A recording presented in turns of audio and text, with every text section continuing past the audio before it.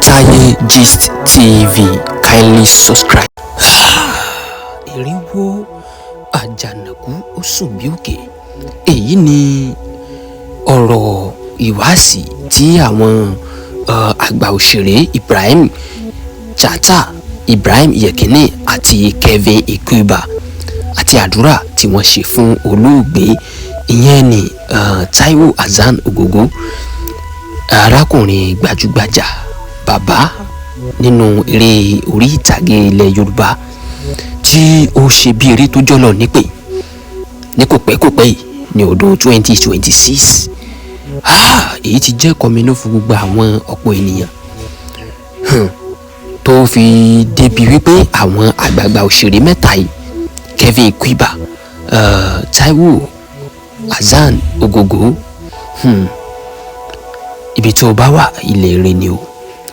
Ọ̀rọ̀ tí àwọn àgbààgbà òṣèré mẹ́tẹ̀ẹ̀ta yìí sọ wọ́n ní rẹ̀ o. Wọ́n ní wípé èèyàn gidi, èèyàn pàtàkì láwùjọ báyìí ò ní Taiwo Hassan Ogogo jẹ́. Wọ́n ní wípé gbogbo ìgbà tí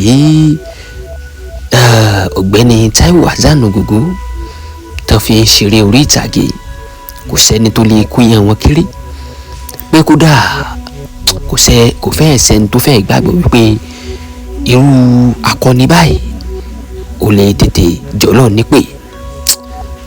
Ṣùgbọ́n bá a ti ṣe mọ̀ wípé kò sálágbára lọ́jọ́ kú, bẹ́ẹ̀ sì ni ikú ìdọ́jọ́, bẹ́ẹ̀ ni àrùn ìdóṣù.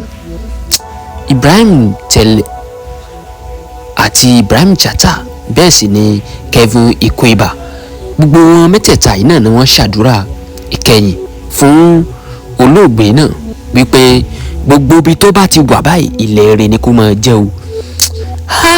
Ẹ wò, wọ́n ní báwọn bá ní káwọn rò kílẹ̀ ò sú, àwọn rò kódà pitọ́ gan ó gbẹlẹ́nu nípa ohun rere àti ohun ribiribi ràbàtà tí olóògbé Taiwo Hassan Ogogo, gbajúgbajà òṣèré, akọni lójú ogun, Ogogo ọmọ kúlódò, ọmọ kúlómi. Ẹ wò, wọ́n ní eréwo àjànàkú ó sùn bí òkè. Eré lọ, àwọn àgbààgbà òṣèré náà ni wọ́n ń fò sánlẹ̀ tí wọ́n ń lọ yìí. Ǹjẹ́ kọ́lọ́ mọ̀ sí ní tẹ̀lé o, kọjọ́ jìnnà síra wọn. Ẹ wò, káfàtà ní ìròyìn ó gbomi lójú gbogbo èèyàn. Kò fẹ́ sẹ́ni tí ò ní sọ̀rọ̀ gidi nípa olóògbé náà tí ò ní sọkún, nítorí wípé ẹ wò, tán bá ní action pọ̀.